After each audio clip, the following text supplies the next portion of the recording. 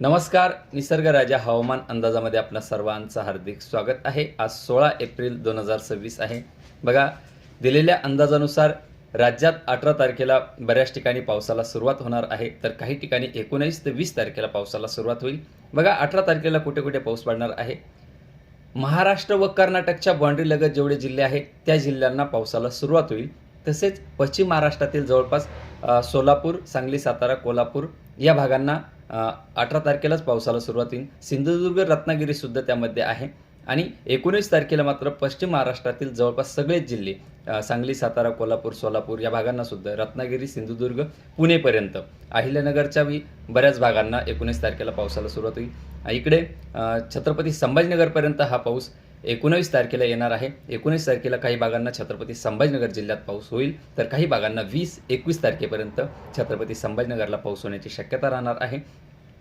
मराठवाड्यातील छत्रपती संभाजीनगर जिल्हा, जालना जिल्हा, इकडे बीड, परभणी, हिंगोली, नांदेड, लातूर, धाराशिव या भागांना सुद्धा हलका ते मध्यम स्वरूपाचा पाऊस, हा मेघगर्जना, विजांचा कडकडाट होण्याची शक्यता, हलका ते मध्यम स्वरूपाचा पावसाची शक्यता या भागांना आहे. तसेच हा पावसाचा जोर जास्तीचा फक्त पश्चिम महाराष्ट्राकडे जास्त पाऊस या कालखंडात पावसाचा जोर जास्त राहणार आहे. तसेच उत्तर महाराष्ट्राकडे मात्र ठिकठिकाणी पाऊस पडेल, सर्वदूर राहणार नाही. काही ठिकाणी पडेल, काही ठिकाणी पडणार नाही.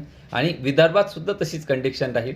काही ठिकाणी पडेल, काही ठिकाणी पडणार नाही. त्या भागांना सुद्धा काही भागांना सुटण्याची शक्यता यामध्ये आहे. आणि विदर्भ आणि उत्तर महाराष्ट्राला 20 तारखेला पावसाला काही ठिकाणी 20 तारखेला पडेल, काही ठिकाणी 21 तारखेला या भागांमध्ये पावसाची शक्यता आहे. तसेच त्यानंतर सुद्धा 25, 26, 27ला सुद्धा तुरळक ठिकाणी पावसाची शक्यता राहणार आहे. आणि 22, 23, 24ला सुद्धा तुरळक ठिकाणी जो महाराष्ट्र आणि कर्नाटकची बाँड्री आहे त्या भागांना तुरळक ठिकाणी पावसाची शक्यता राहणार आहे. आणि यानंतर पुन्हा मेमध्ये सुद्धा पावसाची शक्यता आहे.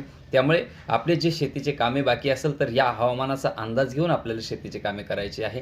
कारण की मेमध्ये जे कमी दाब निर्माण होणार आहे, मागील वर्षीपेक्षा थोड्याफार कमी प्रमाणात राहील, पण मे महिन्यात सुद्धा पावसाची शक्यता असल्यामुळे आपली शेतीची कामे लगबगीने करून घ्यायची आहे. सध्याच्या कंडिशनला टेम्परेचरसुद्धा जास्त झाल्यामुळे कमी दाब निर्माण होत आहे.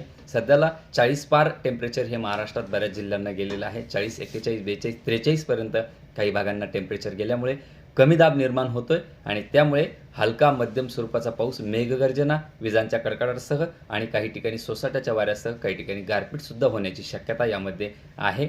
त्यामुळे शेतकरी मित्रांनो, 2 दिवसात आपली शेतीची कामे करून घ्या, जेणेकरून आपल्या पिकाचं नुकसान होणार नाही, याची सुद्धा शेतकऱ्यांनी नोंद घ्या. धन्यवाद.